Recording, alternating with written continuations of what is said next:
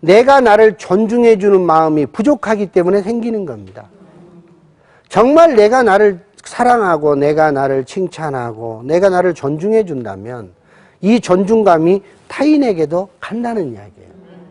그래서 나 스스로 나를 칭찬하는 습관을 들여라. 그래서 이걸 저는 셀프 칭찬법이라고 하는데요. 매일 3번씩만 하게 되면 자기 자신이 완벽하게 바뀌어버립니다. 자, 그러면 간단하게 하실 수 있어요. 자기 자신에게 말하는 거죠. 자, 저를 따라서 해보세요. 자, 가슴에 손을 얹으시고요. 가볍게 토닥토닥 위로와 위안의 표정으로, 그리고 너무 행복한 표정으로 따라서 하시는 거예요. 저를 따라서 하세요. 나는 내가 좋다. 나는 내가 정말 좋다. 나는 내가 참 좋다. 아.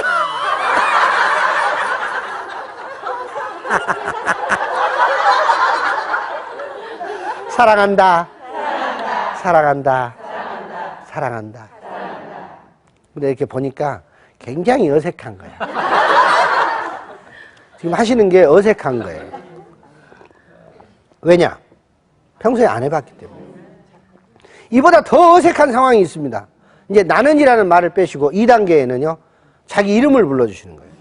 저는 영식입니다. 저는 흔히 남들이 영식님이라고 합니다. 왜? 집에서 밥을 안 먹습니다. 1식, 2식이, 3식이가 아니고 영식입니다. 네, 영식이. 어쩜 그렇게 이름도 잘 지어놨는가. 자, 그럼 자기 이름 부르시는 거예요? 여러분의 이름을 부르시는 거예요? 이렇게 말했는데 꼭 시작하면 5명은 내 이름 불러줍니다. 너무 감사한 일이죠. 자, 그러면 자기 이름 부르세요. 자, 영식아. 나는 네가 좋아. 영식아. 나는 네가 아무 조건 없이 좋다. 영식아. 나는 네가 정말 좋다. 하하.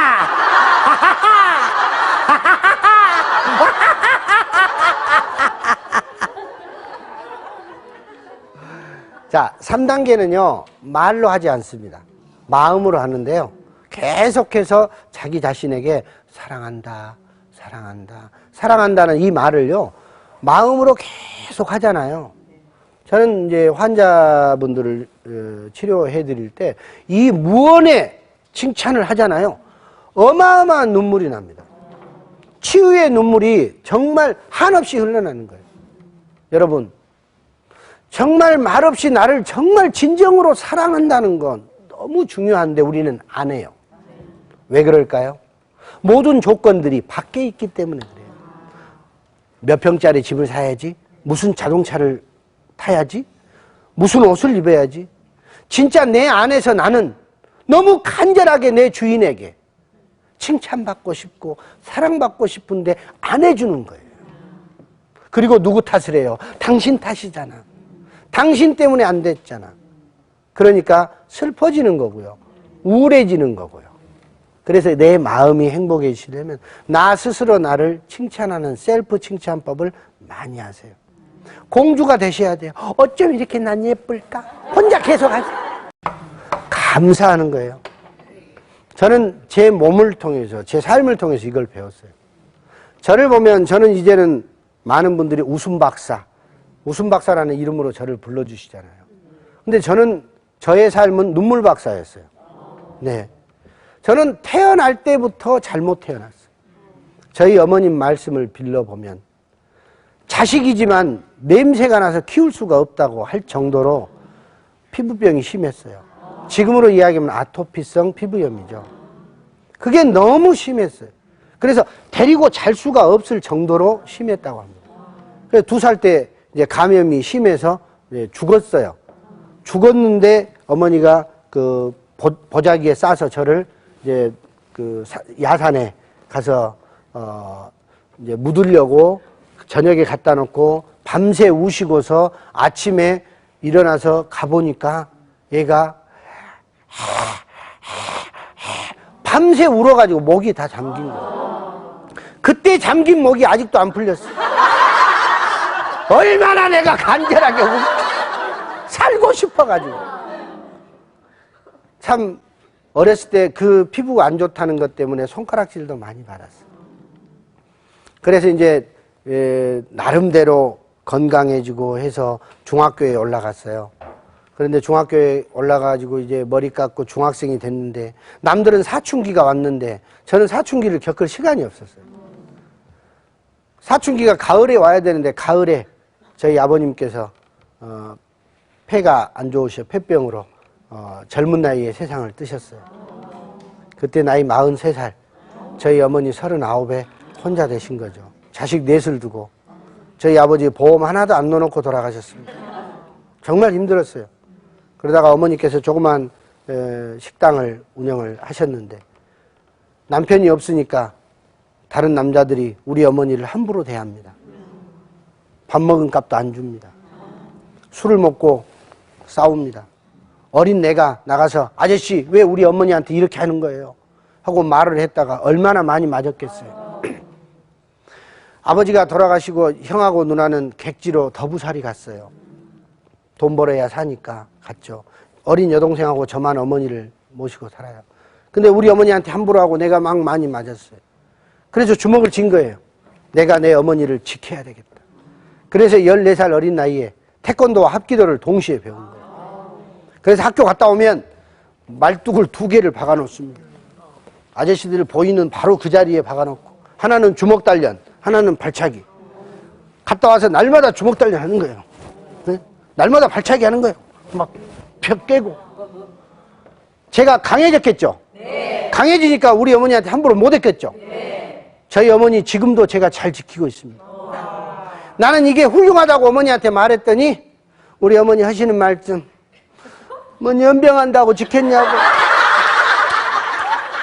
울면서 하시는 거예요. 울면서. 어머니가 살아온 그 인생은 눈물의 인생이었단 말이에요. 근데 아들은 그냥 그거 지킨다고 지켰는데 그 좋은 일이 아니었더라고요. 여러분, 자식이 대학을 간다고 하는데 어떤 부모가 안 보내고 싶겠습니까?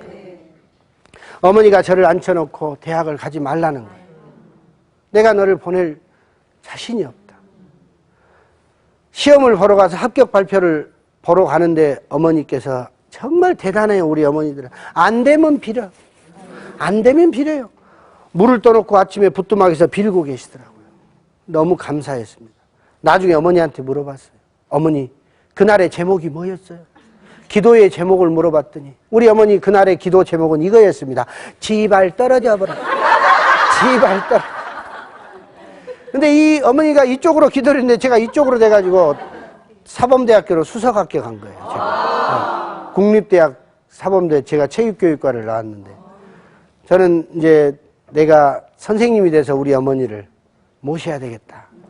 오로지 그 마음 하나로 이제 체육교육과에 체육 선생님이 되려고 간 거예요. 저는 대학을 수석으로 합격했잖아요. 그때 이제 제 여동생이 고등학교를 이제 갑니다. 그때 여동생에게 그때 유행하던 청바지를 하나 제가 용돈으로 사줬어요. 그래서 동생하고 같이 버스를 타고 입학식장을 간 거죠.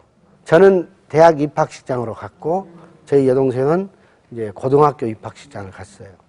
그때 이제 여동생이 입학식이 끝나고 오는 시간에 집에를 와보니까 친구들이 업고 오는 거예요. 무슨 일이냐고 그랬더니 운동장에서 쓰러졌다는 거죠.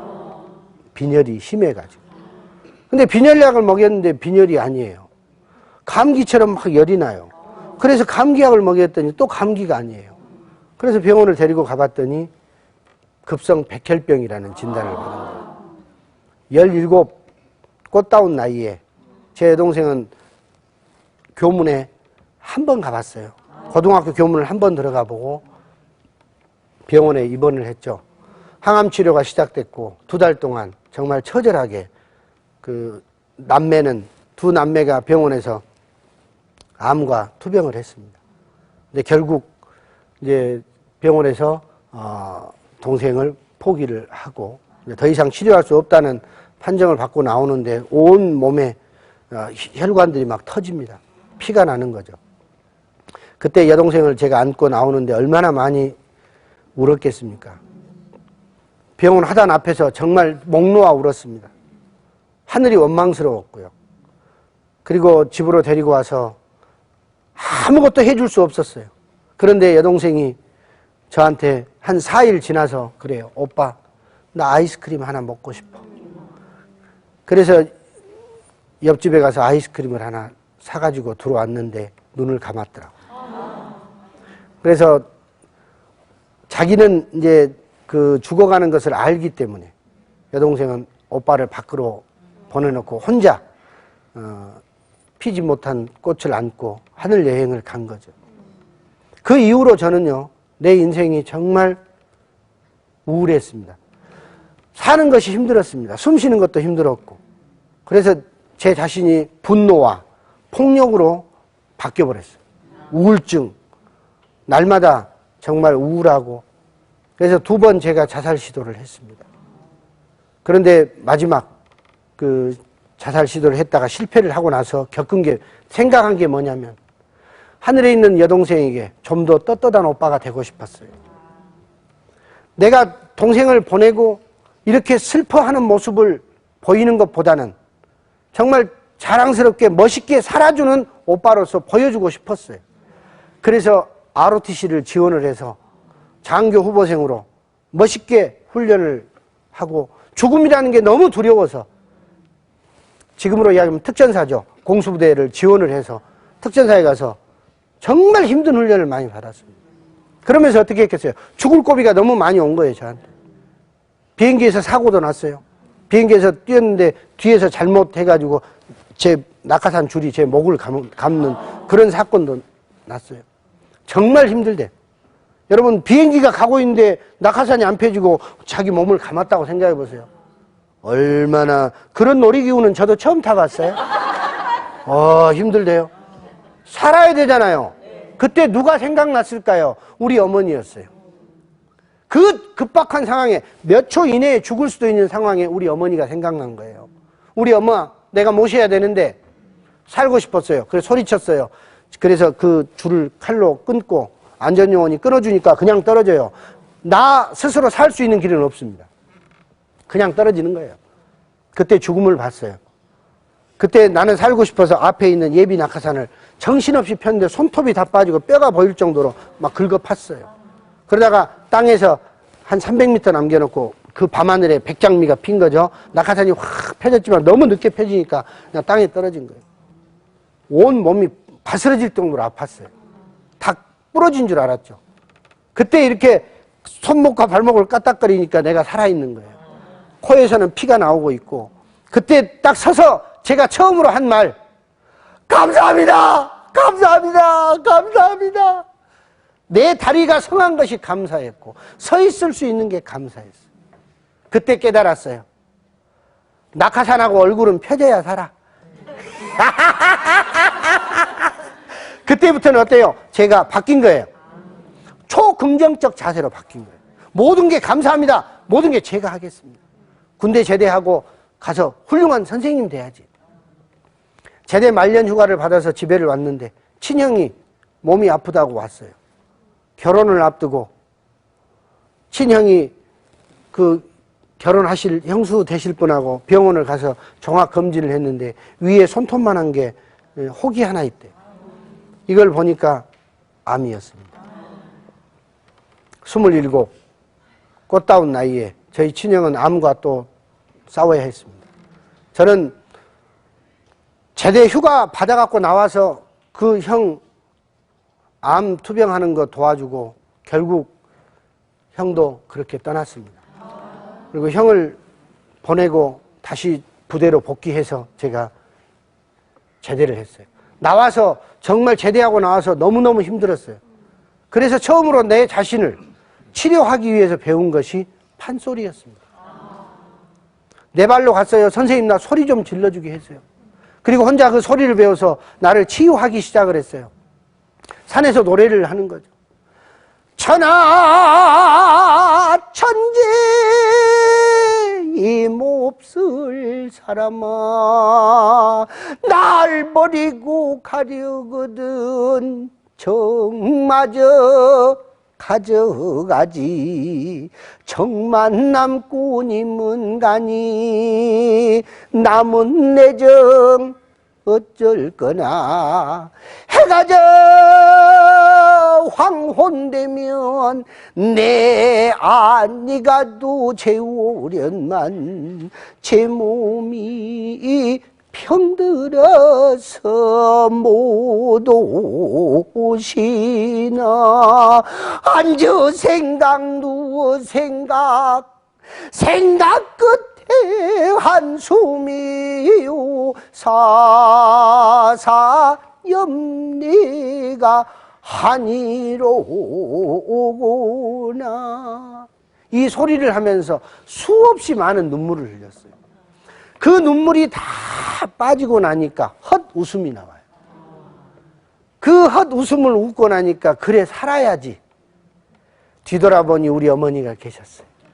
그래서 어머니를 모시고 제가 레크레이션을 배워서 봉사활동을 시작했어요. 소록도에 있는 나환자들, 정신질환자들, 장애인들, 노인들을 위한 공연을 시작을 했는데 그때 어머니께서 치유를 받으신 거예요.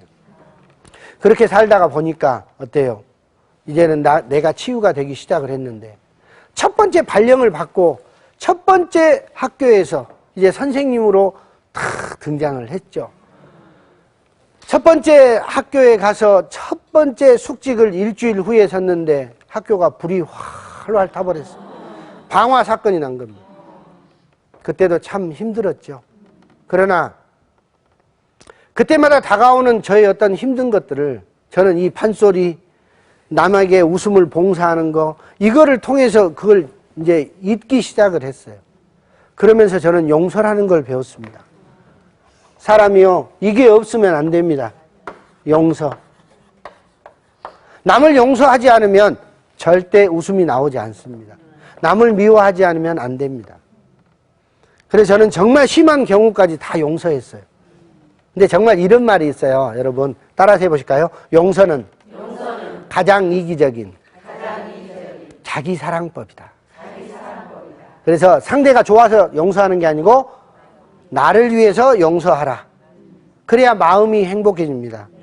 여러분 남편, 시댁 사람들, 내 돈 꼬가서 안 갚은 사람 다 용서하세요. 그 사람을 위해 기도해 줘야 됩니다. 그래야 내가 행복하거든요. 그래서 이걸 제가 연구를 해보니까 너무 좋은 말이 있어요. 웃음과 관련해서. 웃어서 버리면 되더라고. 웃어 버려라. 따라서 해보실까요? 웃어 버려라. 자, 여러분 가슴에 있는 화를 잡으세요. 화를 잡고 버리는 거예요. 따라서 해보세요.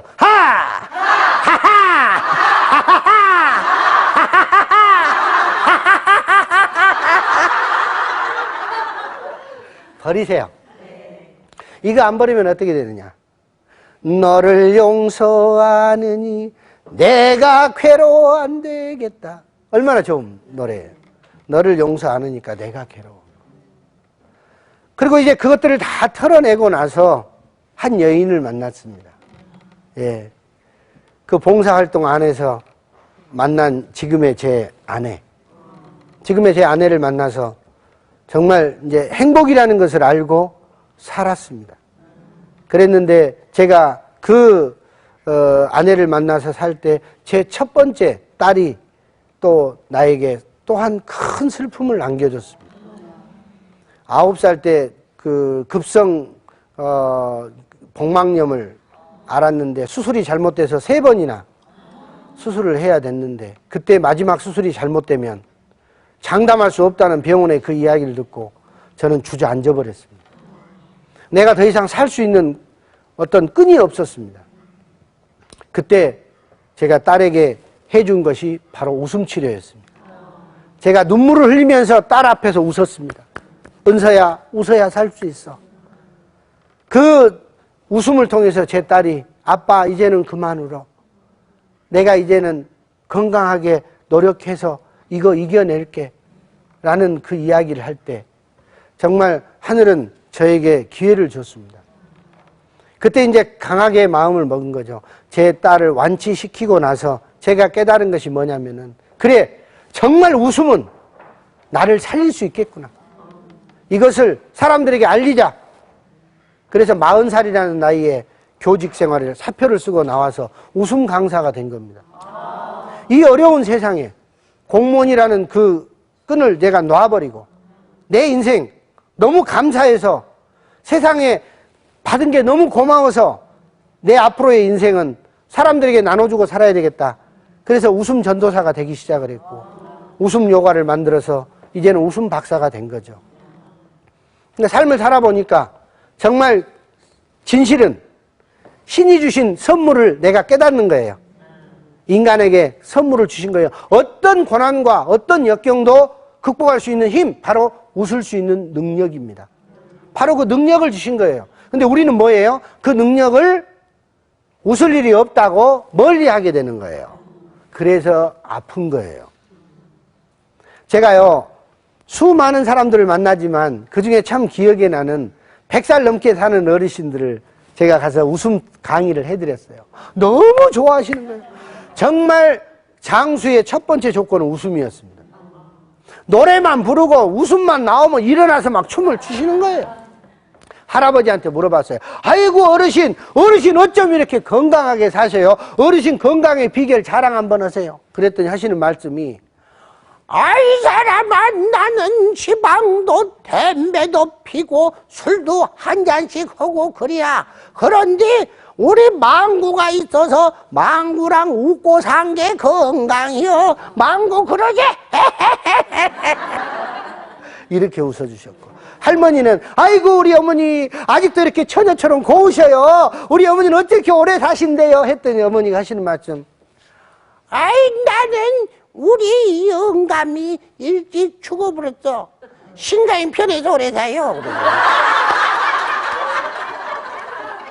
여기서 깨달은 거예요. 남자가 오래 살려면 반드시 할머니가 계셔야 돼. 여자가 오래 살려면 그 인간이 일찍 죽어야 돼. 그래서 생각을 바꿨어요. 내 아내를 오래 살려놓으려면 어떻게 해야 돼? 아내를 행복하게 해줘야 돼. 그래 아침에 3번씩 아내에게 인사도 하고 오래오래 사시라고 하고 스트레스 받지 않게 아내를 행복하게 해주는 비법, 바로 그게 뭐냐? 집에 들어갈 때 반드시 웃으면서 들어가라. 그러면 가정이 바뀝니다. 지금 여기 오신 모든 우리 아내분들도 마찬가지입니다. 나부터 웃어야 됩니다. 그래야 우리 아이들도, 또 우리 정말 힘든 내 남편들, 지금 현재 길거리를 방황하고 있는 우리 아이들, 직장을 잃어서 힘든 우리 남편들, 여러분들의 미소가 필요합니다. 지금 얼마나 많은 사람들이 눈물을 흘리고 있습니까? 이럴 때 정말 그 눈물을 다 흘리고 나면 웃음이 나옵니다. 그래서 저는 우리 삶은 웃음 한 스푼이요 눈물이 한 사발이라고 이야기를 합니다. 그래서요, 우리 여성분들 또 우리 남성분들, 때로는 두 분이 슬픈 영화 한 편 보시고 서로 눈물 닦아주면서 여보 우리 힘들어도 열심히 삽시다 하고 살 수 있는 그런 인생 만들어 주시기 바랍니다. 감사합니다.